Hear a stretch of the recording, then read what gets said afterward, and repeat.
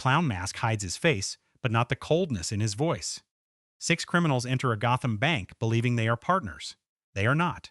One by one, each man is ordered to kill the last until the entire robbery becomes a trap folding in on itself. Guns crack, glass rains across marble floors. A school bus smashes through the wall, and when only one robber remains, he removes his mask. White skin, dark eyes. A red scar carved into a smile. The Joker has arrived, and before anyone understands what he wants, he disappears into ordinary traffic with millions in stolen mob money. Gotham should feel safer now. Batman has broken the city's criminals so badly that frightened gangsters meet in daylight and ordinary men imitate him with homemade armor. But Bruce Wayne knows the truth. Fear has not ended crime. It has only changed its shape. Every night, he crosses rooftops beneath a black cape, bruising his body against men who keep returning. He tells himself the mission is temporary. Gotham only needs someone who can fight without rules until a better man appears. Then Bruce meets that man and realizes salvation may cost him the one life he secretly wants. Harvey Dent is Gotham's new district attorney. Clean smile, steady hands, no mask. He walks into courtrooms where witnesses are murdered, grabs a gun pointed at his face, and keeps speaking as though death itself has interrupted him. Criminals call him dangerous because he believes the law can still mean something. The public calls him the White Knight. Bruce watches from the shadows, almost hopeful. Harvey could become the hero Gotham accepts in daylight. Except Harvey is also dating Rachel Dawes, the woman Bruce never stopped loving. And suddenly, Bruce's dream of leaving Batman behind carries a sharper price. Lieutenant Jim Gordon is less certain. He trusts Harvey's courage, but Gotham has taught him that clean faces can hide dirty hands. Gordon's own police unit leaks secrets to the mob. Judges can be bought. Witnesses vanish. Even Batman cannot tell which badge belongs to an ally. Still, Gordon, Dent, and Batman begin closing a net around the city's organized crime. They trace marked money, raid hidden banks, and force powerful mob bosses into the open. For one brief moment, the impossible seems close. Gotham might actually win. Then the mob's money disappears, and a laughing stranger offers to bring it back. The Joker enters their meeting without permission, carrying no army and showing no fear. The mob bosses mock his painted face until he slams a pencil into the table and makes it vanish in the most horrifying way possible. Silence. Now they listen. He tells them Batman is not their only problem. Batman has changed Gotham's rules, and every criminal sitting there is already dying. The Joker offers a simple solution: kill the Batman. His price is half their fortune. The gangsters call him insane, but as he walks away they understand something that unsettles them more than madness. He is not afraid of losing anything. Bruce, meanwhile, tries to prove that Harvey can survive the pressure. He throws an extravagant fundraiser, filling his penthouse with Gotham's richest citizens. But he barely watches the guests. His eyes follow Rachel. She smiles beside Harvey, and Bruce sees a future closing without him. Yet when Harvey speaks about courage, Bruce recognizes the strength Gotham needs. He publicly supports him, pouring money and influence behind the district attorney's campaign. It looks generous. It is also desperate. Bruce is searching for an exit, a way to remove the cape, heal his scars, and ask Rachel whether her old promise still matters. But the Joker is already turning Gotham into a stage. A fake Batman is found hanging from a building, his body painted and broken, a message pinned to his chest. The video of his death spreads across every television screen. The Joker speaks through the recording with a voice that slips between childish amusement and sudden rage. Batman must reveal his identity or innocent people will die. Not criminals, not soldiers, ordinary citizens. Each night Bruce remains hidden, another life will be taken. The threat changes everything. Batman has always believed his mask protects Gotham. Now the mask itself has become the weapon aimed at it. Then the first target falls. A powerful official is murdered, and another death is announced before the blood has dried. Playing cards appear at crime scenes like invitations. Gordon studies the evidence and realizes the Joker is not building an empire. He is building panic. No money can satisfy him. No territory can contain him. He wants Gotham to watch its heroes fail, one terrible choice at a time. Bruce stands inside the Batcave, staring at the white face frozen on the monitors. For the first time, he cannot predict his enemy. Because this man does not want victory. He wants Batman to break. And his next victim is already chosen. The Joker's next move comes disguised as a celebration. Gotham's leaders gather beneath bright chandeliers, raising glasses and pretending the city is still under control. Harvey Dent stands among them, smiling through the pressure, while Rachel moves from guest to guest with a calm she does not feel. Bruce watches from across the room. Then the elevators open. Men with guns step out first. The Joker follows slowly, dragging a knife across the room's silence. His makeup is cracked. Sweat shines beneath the white paint. He calls for Harvey Dent, but Harvey is no longer there. Bruce has already pulled him into a hidden room and locked the door. Now the Joker searches the guests one face at a time, enjoying the fear in their eyes. He stops in front of Rachel. She does not look away. The knife rises beneath her chin. He begins telling her how he got his scars, speaking softly, almost tenderly, as though the story belongs to someone else. But before the blade can move, Batman crashes into the room. Glass breaks. Bodies scatter. The fight is fast and ugly. The Joker's men fire wildly while Batman tears through them, but the Joker keeps laughing. He is not trying to escape. He is studying Batman, testing what makes him hesitate.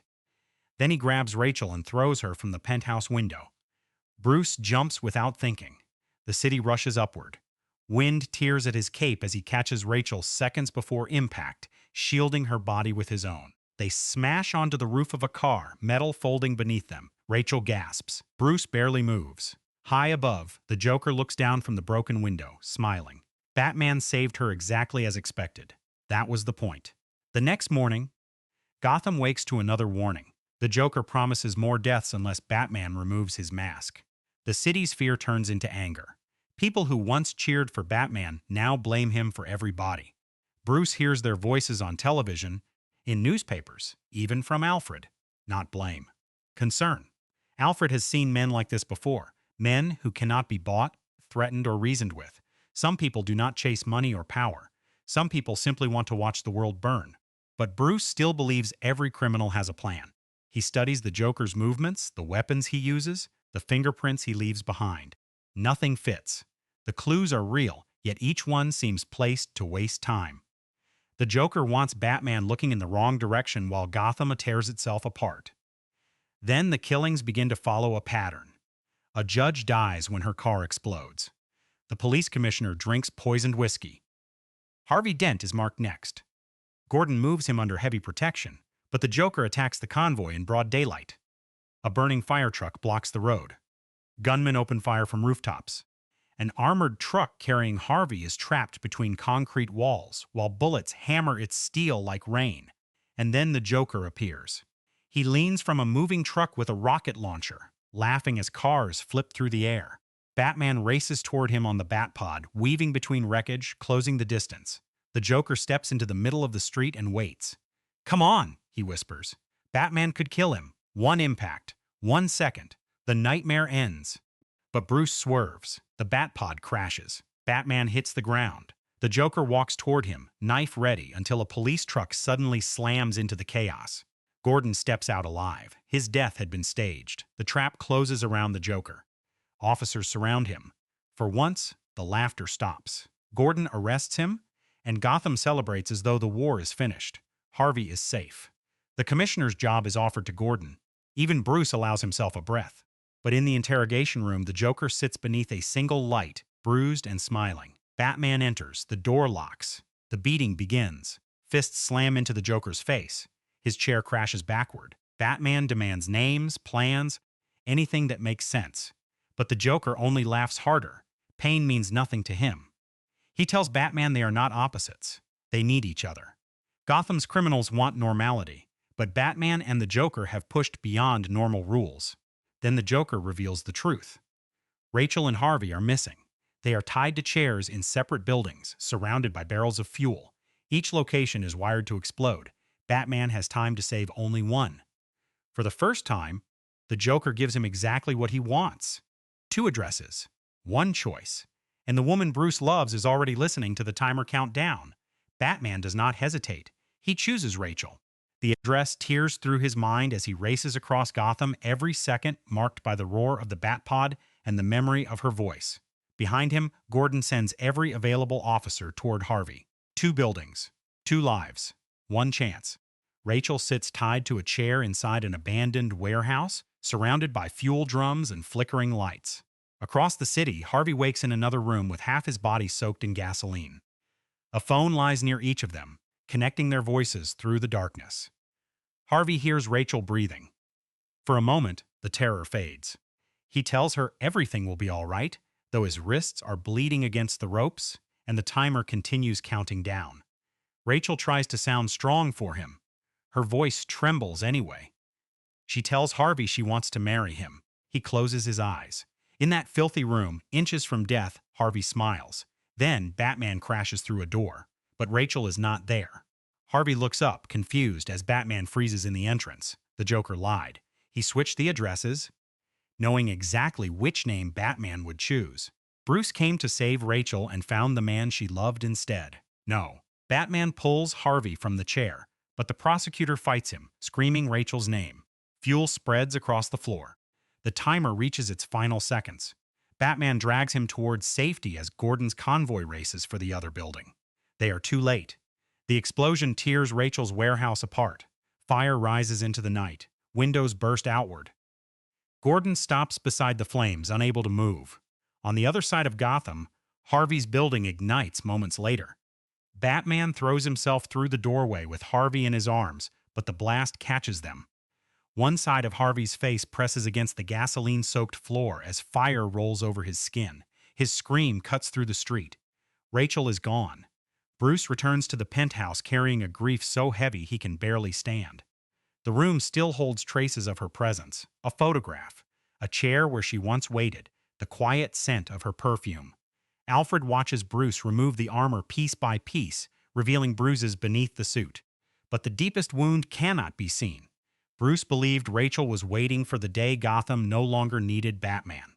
He believed Harvey was his replacement, and once the city had a hero with a face, Bruce could finally have a life with her. Alfred knows the truth. Before her death, Rachel wrote Bruce a letter. She confessed that she loved Harvey and had chosen to marry him. She also admitted that Gotham might always need Batman and that Bruce might never be able to stop being him. Alfred holds the letter above the fire. Bruce is already breaking. The truth would not save him. It would only destroy the last piece of hope keeping him alive. Alfred makes his choice. The paper burns. Meanwhile, Harvey wakes in Gotham General Hospital. Bandages cover the left side of his face. Pain moves through him in waves, hot and blinding. Gordon stands near the bed, searching for words that do not exist. Harvey asks for Rachel. Silence. That silence answers everything. Harvey turns his head, and Gordon sees what the fire has done. Half the district attorney's face is still handsome, familiar, almost calm. The other half is raw muscle and blackened flesh. One eye stares without an eyelid. Teeth show through the burned cheek. Gordon tries to apologize. The officers guarding Harvey were corrupt. The Joker found Rachel because Gotham's institutions were rotten from the inside. Harvey had warned Gordon about those men, but Gordon kept them because he had no one else. Now Harvey pays the price. He reaches for the lucky coin he once carried, a coin with identical faces, used to make people believe chance guided his decisions. Rachel had kept it. Gordon recovered it from the ruins. One side is still clean. The other is burned and scarred. Harvey stares at it. Everything he believed has collapsed. The law did not protect Rachel. Courage did not save her. Justice did not arrive. Only chance remained. At police headquarters, the Joker sits inside a crowded holding cell, clapping slowly while the officers celebrate Gordon's promotion. They think he is trapped. They think Batman stopped him. Then one prisoner begins complaining of pain. Something has been sewn beneath the man's skin. The Joker asks for his phone call. An officer hands him the phone. The Joker dials a number, listens to it ring, and smiles. The prisoner's stomach explodes. The blast tears through the station. Smoke fills the corridors. Metal screams. Officers fall. And when the dust begins to settle, the Joker walks free with Lau, the mob accountant who knows where every stolen dollar is hidden. Rachel is dead. Harvey is shattered. Batman is drowning in guilt. And the Joker has only just begun. The Joker gathers Gotham's remaining mob leaders around a mountain of cash. Their cash. Bills rise in green walls beneath the warehouse lights, everything they killed and betrayed to protect. Lau sits tied on top of it, terrified and useless. Then the Joker pours gasoline across the money. The gangsters stare as flames climb the pile. Millions curl into black ash. Their empire disappears in seconds, and the Joker watches with the peaceful expression of a man warming his hands beside a fireplace. He never wanted their fortune. He wanted to prove that their power was imaginary. When one mob boss protests, the Joker kills him and takes control of his men. Now Gotham belongs to someone who cannot be bribed. Bruce searches for a way to fight back, but every path leads through more innocent blood. A Wayne Enterprises accountant named Coleman Reese discovers designs linking Bruce's technology to Batman. He prepares to reveal the secret on live television, believing the truth will make him rich. The Joker calls the station first. He announces that unless Reese is dead within 1 hour, he will destroy a hospital. Panic spreads instantly. Patients are dragged from beds. Ambulances choke the streets. Ordinary citizens begin hunting Reese. Because one stranger's life suddenly seems smaller than hundreds, Gotham does not need the Joker's gun at its head anymore. Fear is enough. Bruce races to protect the man threatening to expose him. As Reese rides inside a police convoy, an angry driver charges toward the vehicle. Bruce throws his Lamborghini between them. Metal folds. Glass erupts. The attack fails, and Reese survives, never realizing Batman just saved the man who could end him. But the hospital threat remains. Gordon's officers evacuate every floor, unaware that the Joker is already inside. He enters Harvey's room dressed as a nurse. White uniform, surgical mask, painted face beneath it. Harvey lies motionless, one side of his body wrapped in bandages, the burned coin clenched in his fist. The Joker removes the mask. Harvey lunges for him. His hands close around the Joker's throat, but the Joker does not resist. Instead, he places a gun in Harvey's hand and presses the barrel against his own forehead. He tells Harvey they are both victims of planners. Police, politicians, criminals, Batman. Everyone pretends the world follows rules. The Joker offers a different truth. Chaos is fair. It does not care who is good, who is powerful, or who deserves to live. Harvey listens. This man murdered Rachel. He should pull the trigger. But something inside Harvey has already died beside her. The part that trusted law.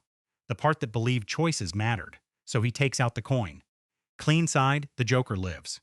Burn side, he dies. Harvey flips it. The coin lands clean. The Joker smiles, not because he survived, but because Gotham's brightest hero has surrendered his judgment to chance. Moments later, he walks out of the hospital and presses the detonator. Nothing happens. He presses it again, annoyed. Then the building erupts behind him. Windows burst floor by floor. Fire rolls through the corridors. The Joker keeps walking in his nurse's uniform, flinching at the final blast before climbing into a school bus filled with escaping hostages. Harvey disappears from the ruins. But the man who leaves is no longer Harvey Dent. He begins with one of the corrupt officers who delivered Rachel to the Joker. He drags the man into an alley and demands answers.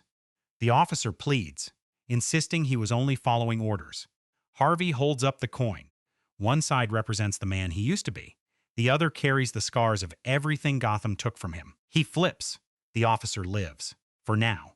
Harvey moves through the city, hunting everyone connected to Rachel's death. A mob informant. A corrupt detective. Maroni himself. Each person faces the same judgment. No courtroom. No witnesses. No appeal. Only the coin.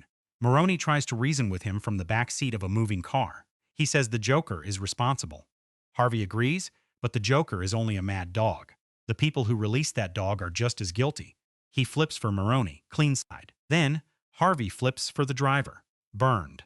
Harvey fastens his seatbelt and shoots the driver. The car crashes violently, killing Maroni while Harvey crawls from the wreckage. Across Gotham, Batman studies the Joker's destruction and believes Harvey is recovering somewhere safe. Gordon believes the same.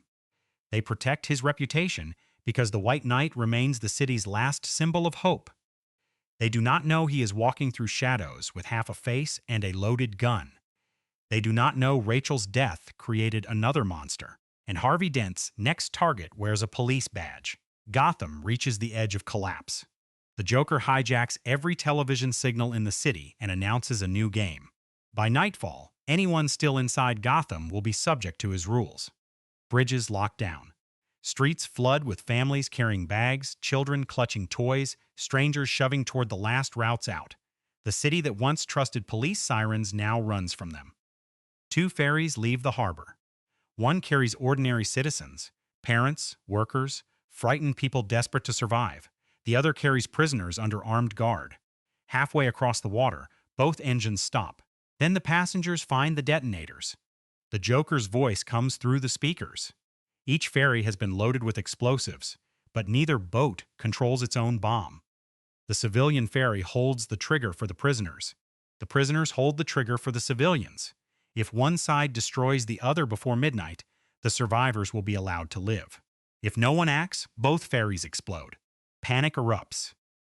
Citizens shout that the prisoners will kill them without hesitation. Guards raise weapons. Prisoners pull against their chains.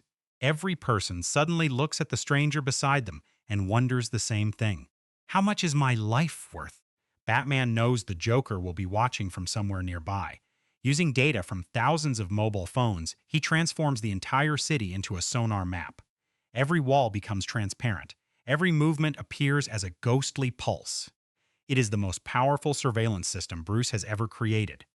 Lucius Fox looks at it with disgust. This machine can spy on everyone in Gotham. No permission, no privacy, nothing hidden. Bruce tells him it will be used only once, to find the Joker. Lucius agrees, but only if the system is destroyed afterward. He will not work for a man who believes saving the city gives him the right to control it. Batman gives him the controls. The sonar reveals the Joker inside an unfinished skyscraper overlooking the harbor. Police surround the building, but the situation is wrong. Armed men appear to be guarding hostages near the windows. Gordon prepares snipers to shoot them. Batman sees what the police cannot. The hostages have been dressed as criminals. Their hands are taped to guns. The real gunmen are disguised as doctors, standing safely among them. The Joker has arranged another trap. Make Gotham's protectors murder the innocent while believing they are doing the right thing. Batman enters alone. He crashes through the building, attacking the disguised gunmen while pulling the hostages out of police fire. Officers think he has turned against them. Bullets cut through the darkness. Batman fights criminals, SWAT teams, dogs, and time itself, trying to keep everyone alive. Above the chaos, the Joker waits. On the civilian ferry, officials begin debating whether to press the trigger. They speak in careful language, hiding terror behind logic. The prisoners chose crime, they argue. Innocent families should not die to protect murderers.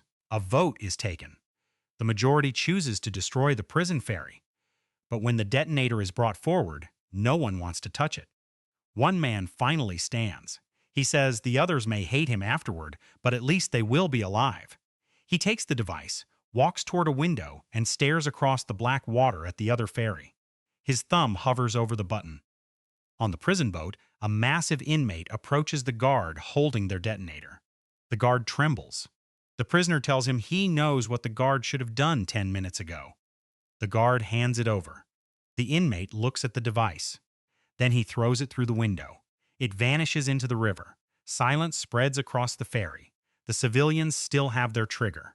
Midnight approaches. Seconds disappear. The Joker watches from the tower, waiting for human nature to prove him right. He believes fear will strip away every promise, every law, every illusion of goodness. But the button is not pressed. Midnight passes. Nothing happens. For the first time, confusion crosses the Joker's painted face. Batman reaches him, and the fight begins. The Joker uses metal bars, hidden blades, and attack dogs. He fights without discipline, but every movement is cruel. Batman takes blow after blow. The Joker pins him beneath a steel beam and raises the detonator that can destroy both ferries himself. Batman fires a blade into his hand. The Joker falls from the tower. For one instant, Bruce watches his enemy disappear into darkness. He could let gravity finish what Gotham could not. Instead, Batman catches him with a cable. The Joker hangs upside down, laughing. Even now, he insists he has won. Gotham's people refuse to kill each other, but its white knight has fallen. Harvey Dent is moving through the city, punishing everyone he blames for Rachel's death. Batman's body goes still. The Joker never needed the ferries to destroy Gotham's hope. He only needed Harvey, and at that moment, Harvey enters Gordon's home and takes his family. Harvey brings Gordon's family to the ruined building where Rachel died. The walls are scorched. Broken glass crunches beneath his shoes. Wind moves through empty windows, carrying the smell of ash and old gasoline. Gordon's wife holds their daughter close while Harvey keeps a gun pointed at Gordon's young son. He does not shout. That makes it worse. Harvey calls Gordon and tells him to come alone. No police, no weapons. Gordon hears his son crying in the background and feels every mistake he ever made closing around his throat. He had trusted corrupt officers because Gotham gave him no better choices. Those officers betrayed Harvey. Rachel paid the price. Now Harvey wants Gordon to feel the same helplessness. Gordon arrives with his hands raised. He begs Harvey to release the children. Harvey turns the burned side of his face toward him and asks why Gordon's family deserves mercy when Rachel received none. Gordon has no answer. The coin appears between Harvey's fingers. Clean side.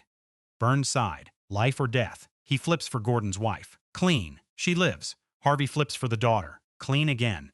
Gordon exhales, but Harvey's eye moves toward the boy. No, Gordon whispers. Harvey kneels in front of him. The child's shoulders shake. Tears streak his face, yet he tries not to cry aloud. Harvey tells Gordon this is what happened to him. The person he loved most was placed in danger while he stood somewhere else, unable to stop it. Then Batman steps from the darkness. Harvey turns the gun toward him. Batman tries to reach the man still buried beneath the rage. He tells Harvey the Joker chose him because he was the best of them. Corrupting a criminal would prove nothing. Destroying Gotham's symbol of justice would prove anyone could fall. Harvey laughs bitterly. Rachel is dead. His face is ruined. The people responsible still breathe. Batman speaks of justice because he hides behind armor and a mask. Harvey had a name, a future, and someone waiting for him. Now chance is all he trusts. He flips the coin for Batman. Burned side. The gun fires. The bullet strikes Batman in the stomach, throwing him backward. Armor absorbs part of the impact, but pain floods through him. His breath vanishes. Harvey turns toward Gordon. Another flip. Clean side. Gordon lives. But Harvey says the punishment was never meant for Gordon. It was meant for his son. Batman pushes himself up, one hand pressed against the wound. Every movement feels like broken metal grinding inside him. Gordon pleads. He promises to confess, resign, do anything. Harvey does not listen. His thumb rests beneath the coin. The boy stares at Batman, not Harvey Batman. He believes the masked man will save him. Harvey tosses the coin into the air. Time slows. Silver spins beneath the moonlight. Gordon lunges forward, but Harvey raises the gun. Batman sees the edge of the building behind them. He sees the child trapped in Harvey's arm. He sees the coin falling toward Harvey's hand. There is no time for words. Batman charges. He slams into Harvey as the gun fires. All three bodies crash through the weakened railing. Gordon reaches the edge and looks down. Batman hangs from a narrow ledge with one arm. The boy is clutched against his chest. Harvey falls into the darkness. His body strikes the ground below. Silence. Batman pulls the child upward, fighting the pain tearing through his side. Gordon drags his son to safety and holds him so tightly the boy can barely breathe. Then Gordon looks down at Harvey. The White Knight lies motionless among shattered wood. His burned coin rests nearby, clean side facing upward. Gordon's relief disappears. Harvey Dent is dead, but that is not the only disaster. If Gotham learns what Harvey became, if the prisoners he condemned discover that its heroic prosecutor turned into a killer, every conviction could collapse. The mob would return. The Joker's message would spread through every courtroom and every street. People would believe goodness was only a costume. Gordon says they cannot hide the truth. Harvey murdered innocent people. Families deserve answers. Batman looks at Harvey's body, then at Gordon's son. The Joker wanted Gotham's hope destroyed. Batman finally understands how to stop him. Not with a fist, with a lie. He turns to Gordon, blood running beneath the armor, and tells him what must happen next. Harvey Dent will remain Gotham's hero. Someone else will carry his crimes. And Batman is ready to become the villain. Batman makes Gordon promise to protect Harvey's name. The police will say Batman murdered the officers, the mobsters, and Harvey Dent. Every body left behind by Harvey's broken rage will be placed at Batman's feet. Gordon understands the cost immediately. The man who saved his family will become Gotham's most wanted criminal. Every officer will hunt him. Every citizen will curse him. Batman accepts it. Harvey was the hero Gotham needed. The man who proved justice could stand in daylight without fear. If the truth dies with him, thousands of criminals remain behind bars. The city keeps its hope. Rachel's belief in Harvey survives. Sometimes the truth is not enough. Sometimes people need something stronger. Gordon calls the police. His voice trembles as he reports Harvey's death and names Batman as the killer. Sirens rise in the distance, growing louder, multiplying through the streets. Batman stands unsteadily, blood soaking beneath his armor. Gordon's son watches him with confusion. "Why is he running?" the boy asks. Gordon cannot answer yet. Batman turns and disappears into the darkness just before officers flood the building. Dogs pick up his scent. Searchlights sweep over rooftops. Police radios crackle with one command: bring him down. The Batpod roars through Gotham. Batman races past shattered streets and burning wreckage while patrol cars close behind him. The people he protected now see only a fugitive. The symbol painted across the night has changed. It no longer means rescue. It means danger. At Wayne Manor, Alfred sits alone with Rachel's memory. He has carried her secret so Bruce could continue believing she might have chosen him. Now that belief has led Bruce into an even deeper sacrifice. Alfred lowers his eyes, knowing that protecting someone does not always mean giving them the truth. Sometimes love means carrying the pain they cannot survive. At Wayne Enterprises, Lucius Fox finishes using the sonar system. The Joker has been captured. The crisis is over. Yet thousands of glowing screens still surround him, each one revealing the private movements of Gotham's citizens. Then he notices his name entered into the machine. Bruce has left him a choice. Lucius types it. Every screen shuts down.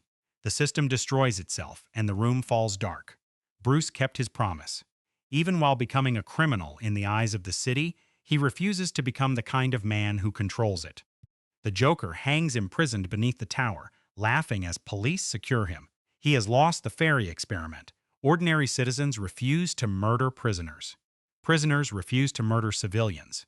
Gotham did not collapse exactly as he predicted, but he still damaged its heroes. Rachel is dead. Harvey is dead. Batman is hunted. The Joker believes that is enough.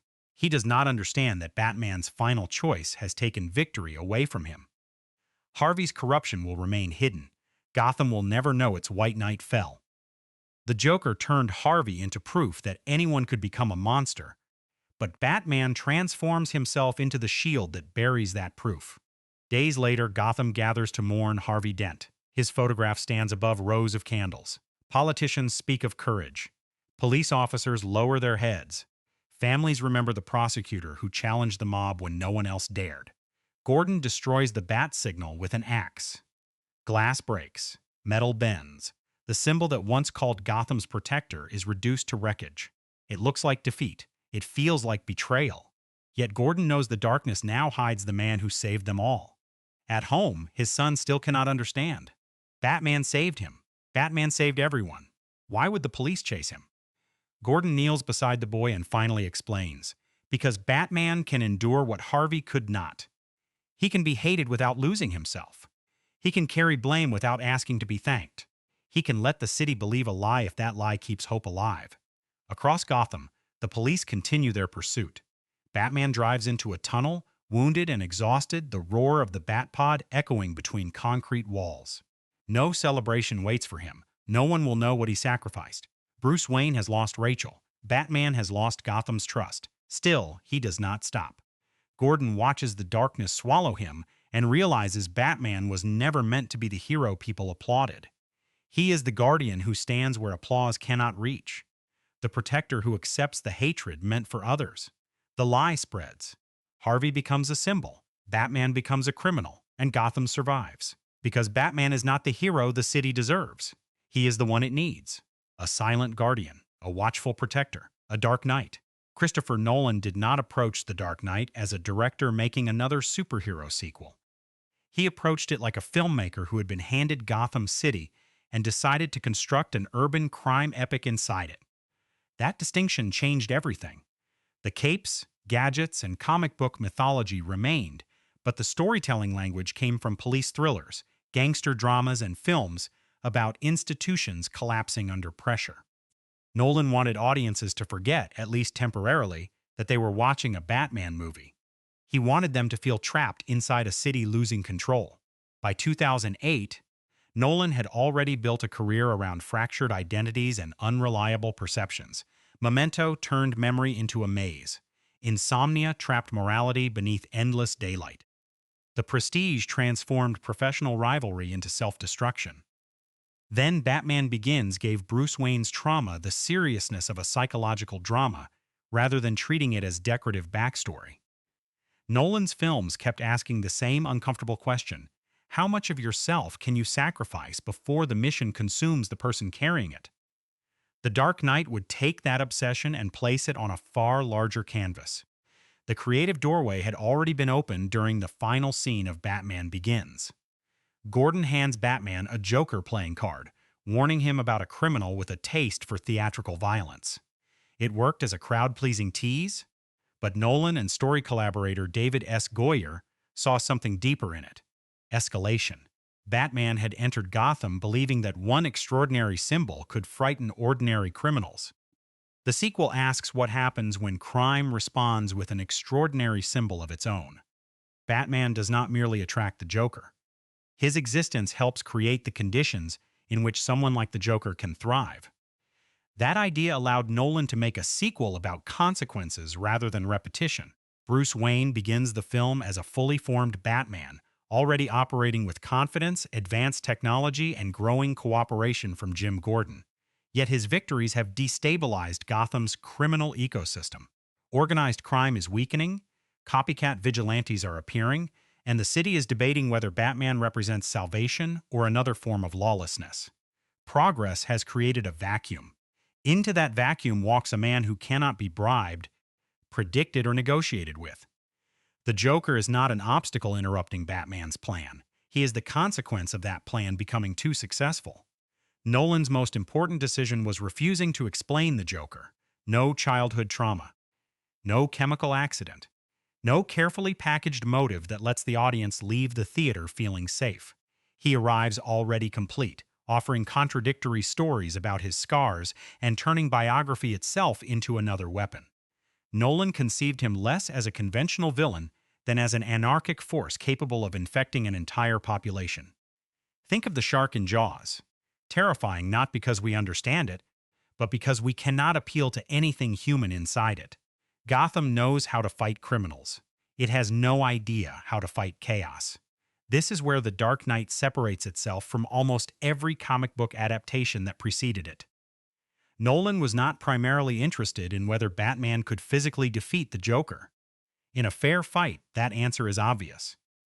The real battle concerns whether Batman's ethical structure can survive sustained attack. The Joker turns morality into a pressure test, forcing citizens, police officers, and heroes to discover whether their principles still matter when following them becomes painful. Every trap is philosophical. Every act of violence carries an argument. The explosions are enormous, but the ideas underneath them are what make the movie feel dangerous. Harvey Dent completed Nolan's design.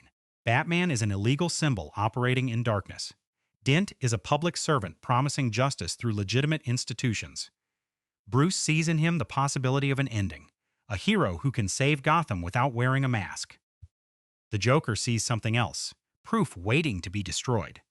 Nolan reportedly considered the title applicable to Dent as much as Batman, because Dent stands at the emotional center of the conflict. Batman wants to demonstrate that goodness can endure. The Joker wants to prove that goodness is merely comfort protected from sufficient pain. The production itself reflected that ambition. Warner Brothers. Pictures presented the film with Legendary Pictures as a syncope production, reuniting Nolan with producers Emma Thomas and Charles Roven. The studio was not simply financing another franchise installment. It was supporting a 152-minute crime saga with a reported production budget of roughly $185 million.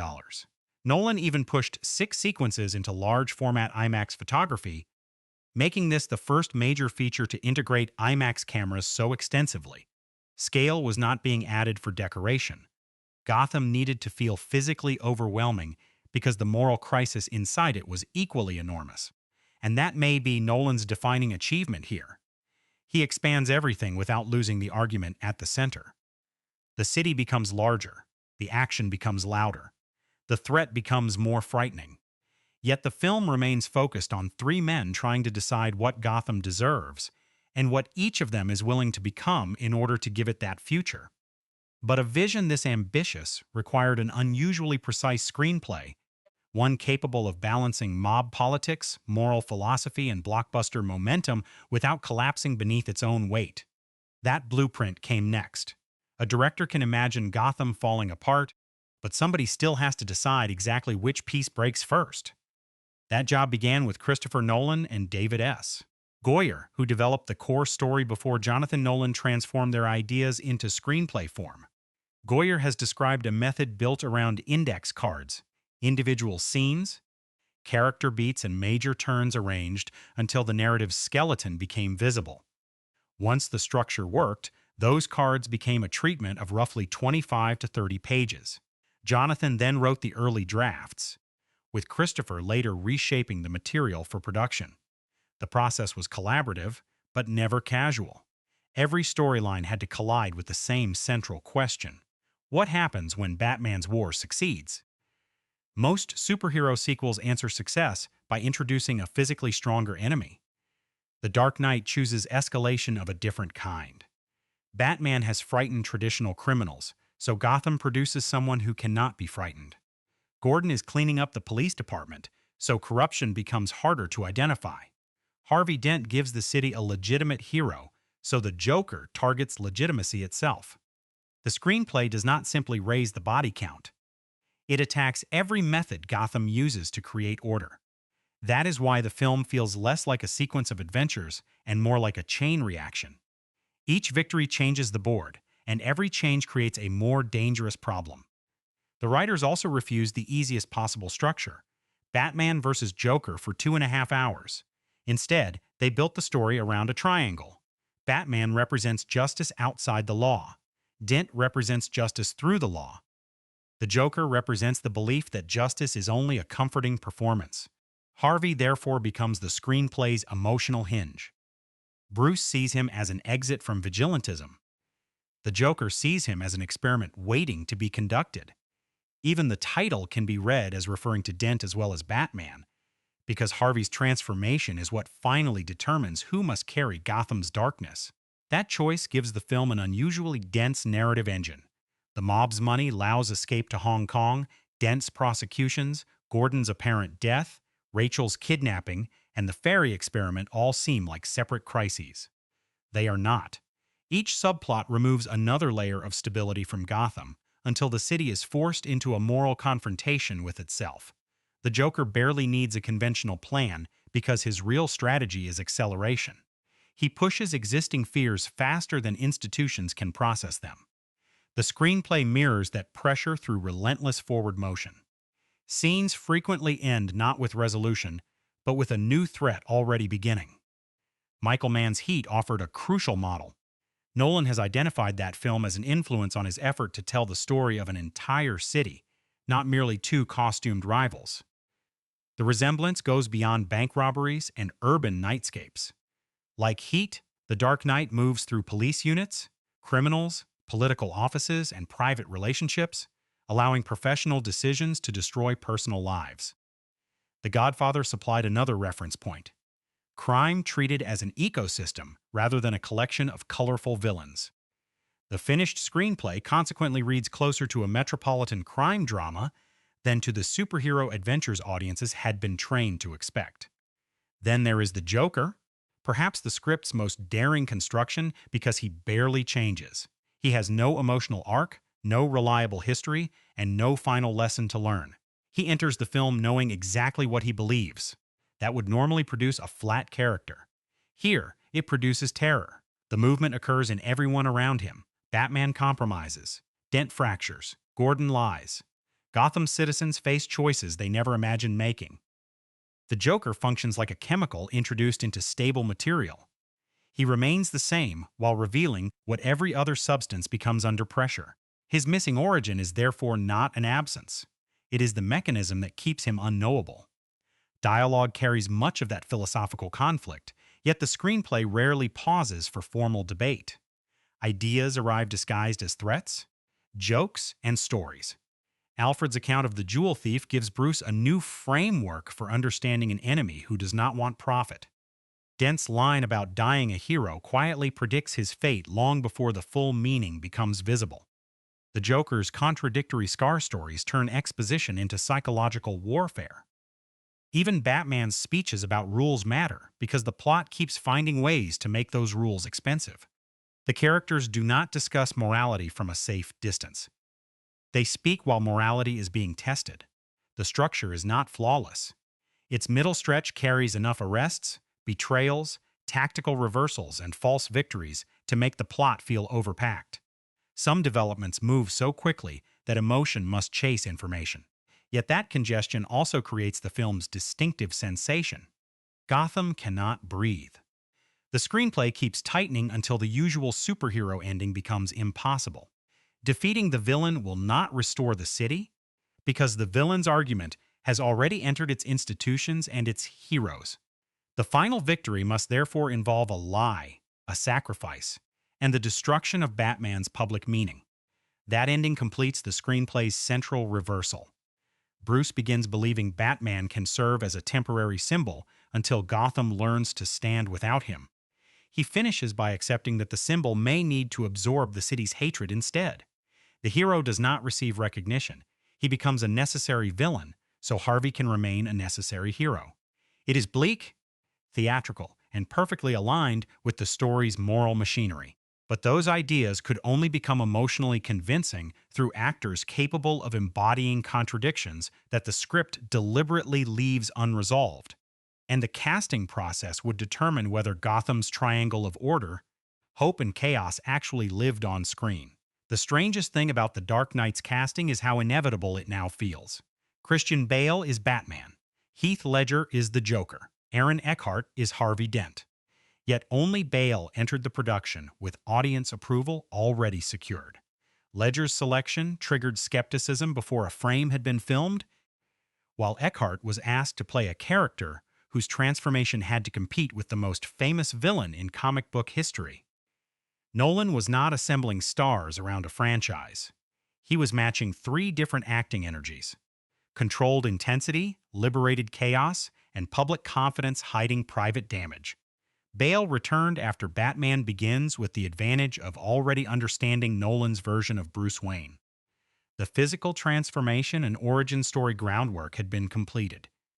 Now the role required something more internal. Nolan valued Bale's discipline and his ability to convey Bruce's psychological burden without explaining it aloud. That reliability mattered because Batman functions as the film's fixed point. The actors around him could become larger, stranger, and more unpredictable, but Bale had to preserve the impression of a man desperately holding himself together. His restraint gives everyone else room to destabilize the movie. Then came Ledger. Nolan met with him before a finished screenplay existed, and the two immediately agreed that this Joker should embody anarchy rather than theatrical criminal ambition. Nolan said the defining quality he needed was fearlessness, an actor willing to approach an iconic character without imitating Jack Nicholson, copying comic book poses, or protecting his own image. Ledger's earlier work in Brokeback Mountain, Monsters Ball, and Candy had already shown emotional vulnerability, but little in his public persona suggested the diseased, predatory creature he would create. That gap was precisely what made the choice exciting. The initial reaction was brutal. Many fans saw Ledger as a romantic lead and could not imagine him occupying the same cultural territory as Nicholson's Joker. Even people close to the production reportedly struggled to understand Nolan's confidence.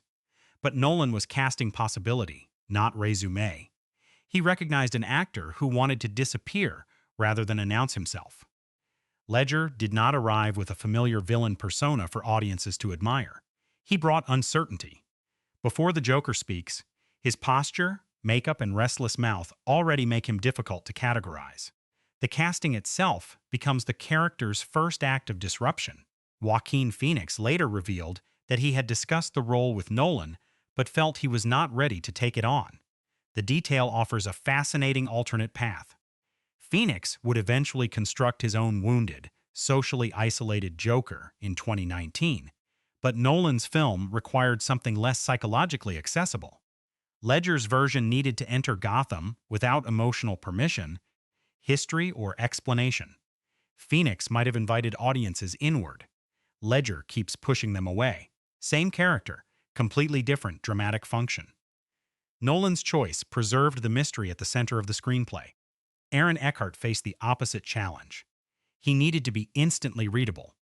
Nolan wanted someone with an all-American charm audiences would accept as Gotham's legitimate hero, but also an actor capable of suggesting anger beneath the polished surface. Eckhart's square-jawed confidence sells Harvey's political image. The tension underneath it makes his later collapse believable. Cast someone too innocent, and Two-Face feels disconnected from Dent. Cast someone visibly unstable, and Gotham looks foolish for trusting him. Eckhart occupies the narrow space between those extremes. He makes Harvey admirable without making him emotionally safe. Maggie Gyllenhaal joined as Rachel Dawes, replacing Katie Holmes without attempting an imitation. Gyllenhaal said she sought assurance that Holmes was comfortable with the transition, then approached Rachel as a new interpretation while preserving the character history established in Batman Begins. Nolan wanted intelligence, warmth, and maturity rather than a conventional damsel. That casting strengthens the romantic triangle because Gyllenhaal plays Rachel as someone making an adult choice between two futures, not as a prize waiting for Bruce or Harvey to win. Her refusal to romanticize Bruce's obsession gives the film an emotional resistance it badly needs. Around them, Nolan retained Gary Oldman, Michael Caine, and Morgan Freeman, giving the sequel a foundation of lived-in trust. Oldman's Gordon brings quiet decency to a corrupt institution. Caine's Alfred supplies emotional intimacy and perfectly timed humor. Freeman's Lucius Fox projects authority strong enough to challenge Batman without raising his voice. Eric Roberts, Chin Han, Nestor Carbonell, and a returning Cillian Murphy deepen Gotham's sense of hierarchy and continuity. The ensemble feels less like franchise decoration than a functioning city populated by competing codes of behavior. On paper, these actors represented radically different traditions. Bale's severe commitment, Ledger's instinctive experimentation, Eckhart's polished American masculinity, Gyllenhaal's independent film naturalism, and the effortless authority of Caine, Freeman, and Oldman. Nolan's gamble was that those contrasts would create friction rather than inconsistency. They did. The casting gives every moral position its own physical rhythm and emotional temperature. Yet choosing the right actors was only the beginning. What they actually did with these roles, especially Bale, Ledger, and Eckhart, turned an ambitious crime saga into a performance showcase that permanently altered how comic book characters could be played. Watch Christian Bale before examining Heath Ledger. That may sound backward, given how completely Ledger dominates the film's cultural memory, but Bale provides the resistance that makes the Joker's performance work. His Bruce Wayne is a man trying to compress panic into discipline. He speaks softly, moves carefully, and hides emotional exhaustion beneath the polished ease of a billionaire. As Batman, that control hardens into aggression. The posture widens. The breathing grows heavier. The voice becomes a weapon. Bale is not playing two separate personalities so much as showing Bruce forcing himself into a shape capable of surviving Gotham. His much-debated Batman voice is the most obvious expression of that transformation. Yes, it can sound strained, especially during longer speeches. The criticism is fair. Even contemporary reviewers found the delivery monotonously hoarse.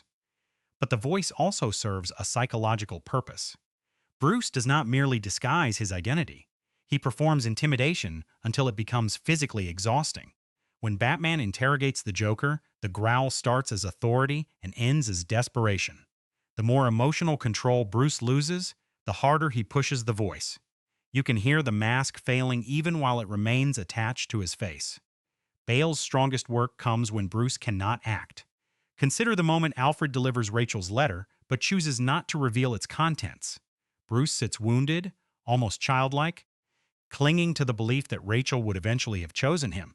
Bale does not collapse into theatrical grief. He becomes still. That stillness tells us Bruce has constructed an emotional fantasy because the truth would destroy the purpose holding him together. Batman can leap from skyscrapers and survive gunfire, but Bruce cannot survive the simple knowledge that his imagined future was never real. The performance finds vulnerability not by making him weaker, but by revealing how much energy strength requires. Physically, Bale makes Batman feel trained rather than supernatural. He continued using the Kesey fighting method developed for Batman Begins, a close-range style emphasizing elbows, forearms, and instinctive strikes. The film's rapid editing sometimes hides the choreography, but Bale's movement remains heavy and direct. Batman does not dance around opponents. He drives through them. Bale even performed the shot atop Chicago's Sears Tower himself, standing near the edge more than 100 stories above the city. That willingness matters because Bruce's relationship with danger is not heroic exhilaration. It is comfort. Risk feels simpler to him than intimacy. Then Ledger enters, and the rhythm of the entire film changes. His Joker never appears to occupy a room normally. He leans, slides, circles, and invades. His shoulders hunch while his head tilts forward, as though the body is only loosely connected to the intelligence operating inside it. The tongue repeatedly touches the damaged corners of his mouth. His hands drift with surprising delicacy before violence erupts. Nothing settles. Even when he is sitting still in the interrogation room, tiny movements keep the frame unstable. Contemporary criticism immediately noticed that strange physical vocabulary: the bent knees, twisted neck, and sudden forward surges. The voice may be even more unnerving. Ledger pitches it higher than expected, then stretches individual words until they sound contaminated by private amusement. Sentences accelerate, pause in the wrong places, and restart from unexpected emotional directions. The Joker can sound bored while threatening someone, delighted while being beaten, and almost sincere while lying. Listen to the two Scar stories. Ledger does not merely change details, he changes emotional performance. One version carries injured vulnerability. The other feels intimate and cruel. Each story briefly seems true because he understands that conviction matters more than consistency. The lie becomes whatever the listener fears most. And he is funny. That element cannot be separated from the menace. Producer Emma Thomas emphasized that Ledger's Joker was horrifying and sardonic without becoming camp, while Nolan wanted the character to represent an absolute threat unconstrained by ordinary motivation. Ledger joins those ideas through timing: the delayed glance before "yeah" in the hospital, the irritated fumbling with the detonator, the dry little claps inside the jail cell. These moments make the Joker entertaining, then punish us for enjoying him. We laugh because the performance understands comedy. We recoil because the character treats suffering as the punchline. The interrogation scene is where Bale and Ledger lock into perfect opposition. Batman begins with physical dominance. The Joker sits unarmed beneath harsh light, apparently captured. Yet Ledger's relaxed posture tells us the power arrangement is false. Batman strikes. The Joker laughs. Batman raises his voice. The Joker becomes calmer. Bale gradually strips Bruce of tactical control, while Ledger makes pain look like confirmation that his theory is working. By the time Batman blocks the door with a chair, the superhero resembles the prisoner, and the prisoner resembles the interrogator. The scene works because neither actor chases sympathy. They pursue control, and only one of them knows control is an illusion. Aaron Eckhart has the least celebrated, but perhaps most structurally difficult role. He must make Harvey Dent convincing as Gotham's brightest hope before turning him into evidence for the Joker's worldview. Eckhart begins with open posture, clean diction, and the natural confidence of a politician who still believes confidence can produce change. Yet he plants warning signs early. When Harvey interrogates one of the Joker's men with an unloaded gun and a two-headed coin, his anger is already close to the surface. Nolan cast Eckhart specifically for that combination of all-American charm and buried darkness. Without both qualities, the transformation would feel like two unrelated performances. After Rachel's death, Eckhart removes nearly all of Harvey's social polish. His voice becomes thinner and more deliberate, as though every sentence must pass through pain before leaving his mouth. The visual effects expose muscle and bone, but Eckhart avoids turning Two-Face into a roaring monster. He plays him as a prosecutor whose faith in justice has collapsed into procedure. The coin becomes judge, jury, and permission. Eckhart himself described the transformed Harvey as someone committing terrible acts according to a code, not as a conventional crime lord.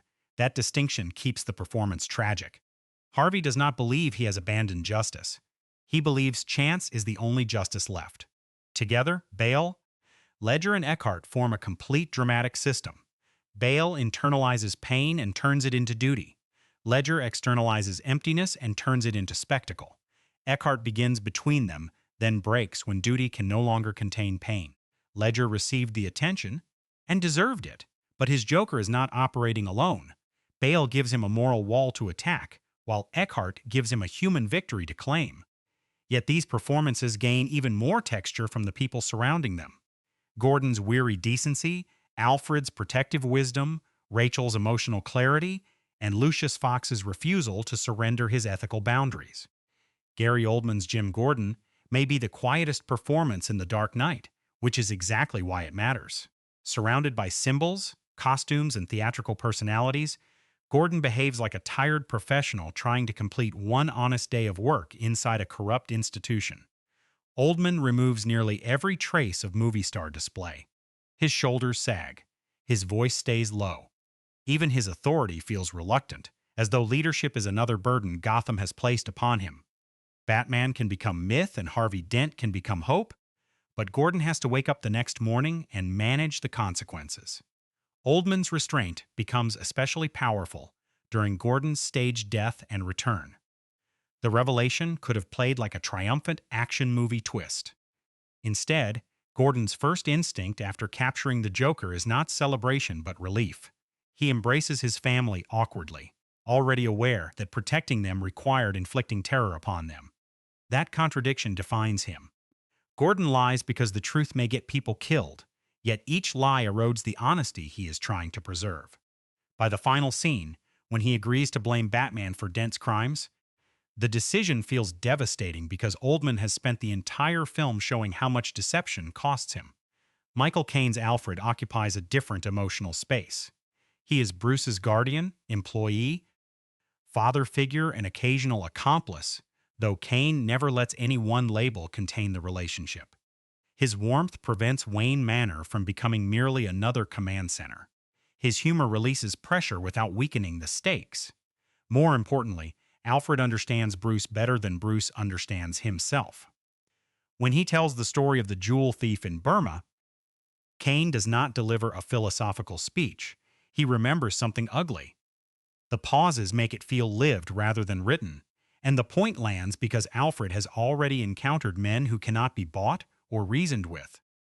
Caine also carries one of the film's most painful moral choices without demanding attention for it.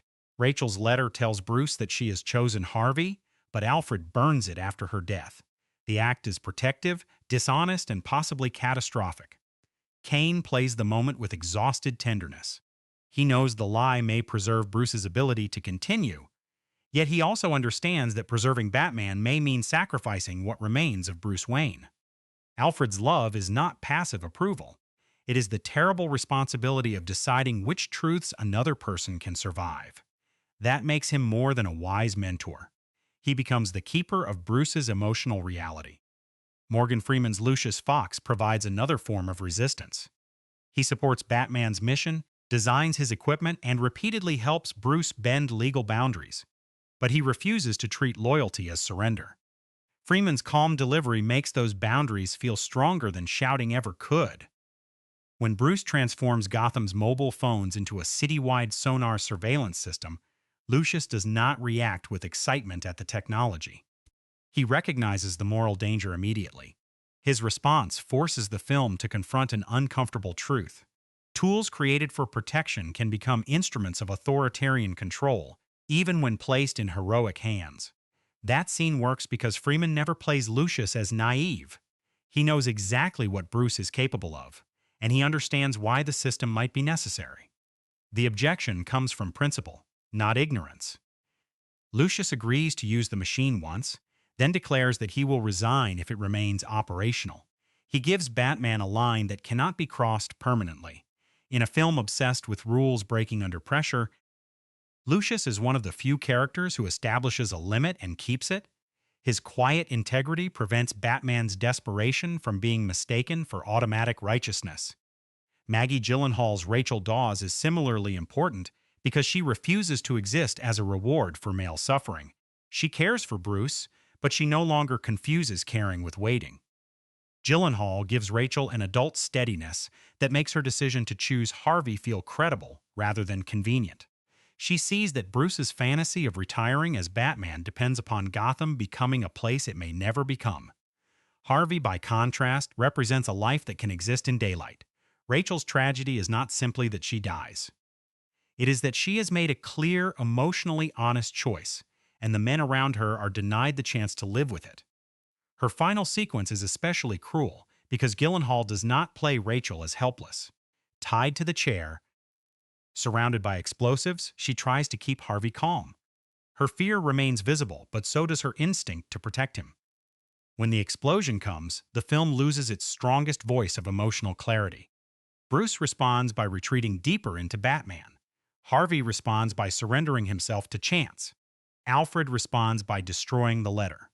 Rachel's absence restructures every surviving relationship, which is the clearest proof that she was never merely part of a romantic subplot. The smaller roles complete Gotham's social machinery. Eric Roberts gives Sal Maroni the weary arrogance of an old criminal watching the rules change around him. Chin Han's Lau embodies polished financial self-preservation. Nestor Carbonell's Mayor Garcia projects political confidence while constantly measuring danger. Cillian Murphy's brief return as Scarecrow reminds us that Gotham's previous generation of theatrical criminals has already been surpassed. Even characters with limited screen time feel connected to a larger structure of money, fear, and institutional compromise. That ensemble allows The Dark Knight to breathe beyond its three leads. Gordon gives it conscience. Alfred gives it memory. Lucius gives it ethical resistance. Rachel gives it emotional truth. The criminals, officials, and police officers give the city density. Nobody feels entirely decorative because each character reflects a different response to pressure. But performance alone cannot make Gotham tangible. The city also had to be built through locations, costumes, vehicles, architecture, and physical detail, an entire visual world designed to make comic book mythology feel disturbingly real. Gotham City does not look diseased in The Dark Knight. That is what makes it frightening. There are no exaggerated Gothic towers, permanent storm clouds, or streets designed to announce evil before it arrives. The city appears clean, expensive, and functional. Glass reflects sunlight. Offices project authority. Traffic follows recognizable roads.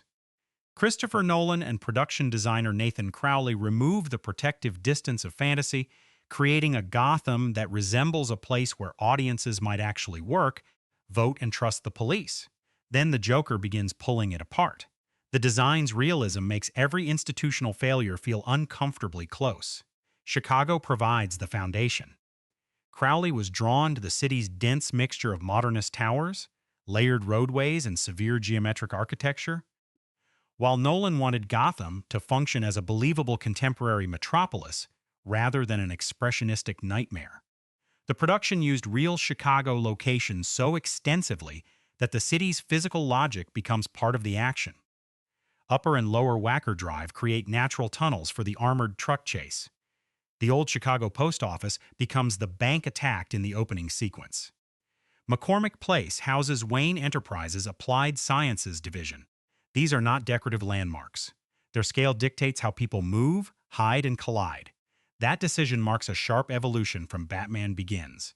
The first film surrounds Bruce with symbolic spaces: Wayne Manor, the Batcave, Himalayan mountains, and the maze-like slums of the Narrows.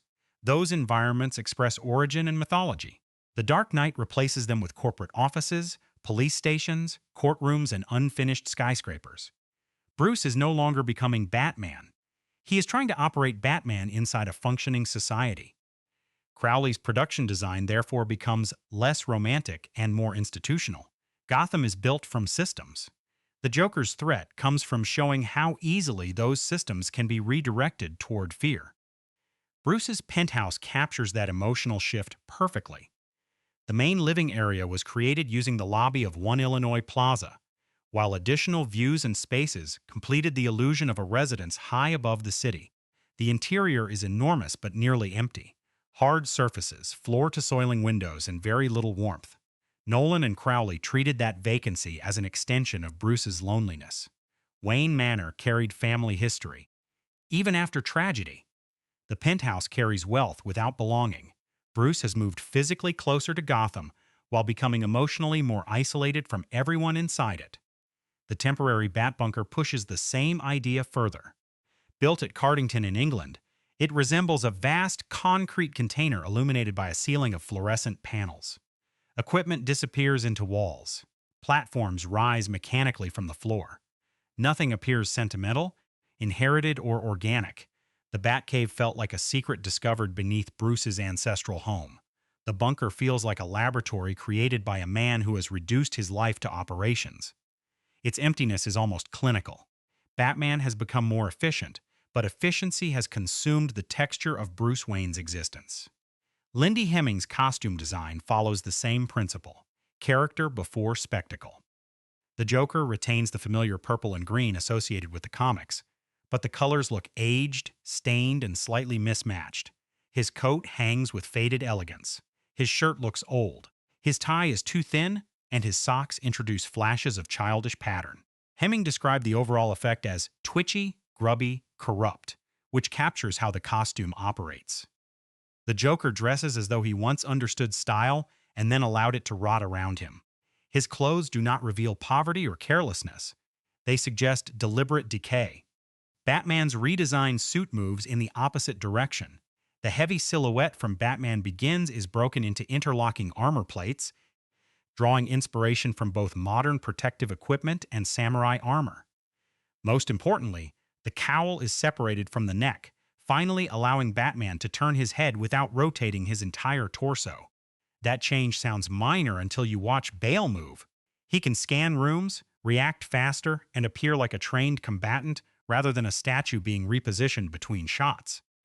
The suit becomes more complicated visually because Bruce's war has become more complicated practically. Every plate promises mobility, but all that machinery also makes the human being beneath it harder to see. The Batpod may be the purest expression of Nolan and Crowley's design philosophy. It looks less like a sleek fantasy motorcycle than a machine stripped down to violent function. Two enormous tires, exposed mechanics, and a riding position that seems almost hostile to the body controlling it. Crowley connected its design to the tumbler and insisted that it should communicate raw utility rather than ornamental coolness. The result is cool precisely because it does not appear designed for admiration. It appears designed to survive impact. When it emerges from the destroyed tumbler, the moment feels like mechanical evolution under pressure, Batman's equipment adapting as rapidly as Gotham's threats. Even Harvey Dent's ruined face maintains this tension between comic book iconography and physical plausibility. The exposed muscle, teeth, and bone are too stylized to resemble a medically realistic burn, yet the effect preserves enough anatomical detail to feel painful. Half of Eckhart's face remains handsome, controlled, and recognizably human. The other half turns interior damage outward. Two-Face does not need a separate costume because his body has become the costume. Harvey's divided morality is no longer subtext. It is production design attached directly to the actor. What holds all these elements together is physical presence. Nolan's team built vehicles, occupied real buildings, and staged action against environments with genuine depth whenever possible, using digital work to extend reality rather than replace it. That approach gives the film weight. Glass breaks like glass. Concrete feels unforgiving. Machinery seems capable of injuring the people operating it. The design never asks us to admire Gotham as a fantasy world. It asks us to believe in it, and once we believe in the city, its collapse becomes personal. But those spaces still required a camera capable of capturing their scale, geometry, and danger, and Wally Pfister's cinematography would turn Crowley's physical world into images that changed blockbuster filmmaking. The first image tells you that the Dark Knight has expanded. Gotham fills the frame from the sky. its glass towers packed together like an enormous machine. There is no gradual descent into comic book mythology. A window explodes, masked robbers fire a grappling line across the street, and the camera immediately throws us into a crime already underway. Wally Pfister's cinematography announces a new visual philosophy, broader, clearer, and more exposed than Batman Begins. Darkness still matters, but Nolan no longer hides Gotham inside it. He lets us see the city clearly enough to watch its order being dismantled. That opening bank robbery was filmed with 15 perforation, 65mm IMAX cameras, a format previously associated mainly with documentaries and specialized presentations. Nolan initially planned to use IMAX for the 6-minute prologue, then expanded its role after seeing the results. 6 major sequences ultimately incorporated the format, making The Dark Knight the first major narrative feature to use IMAX photography on this scale.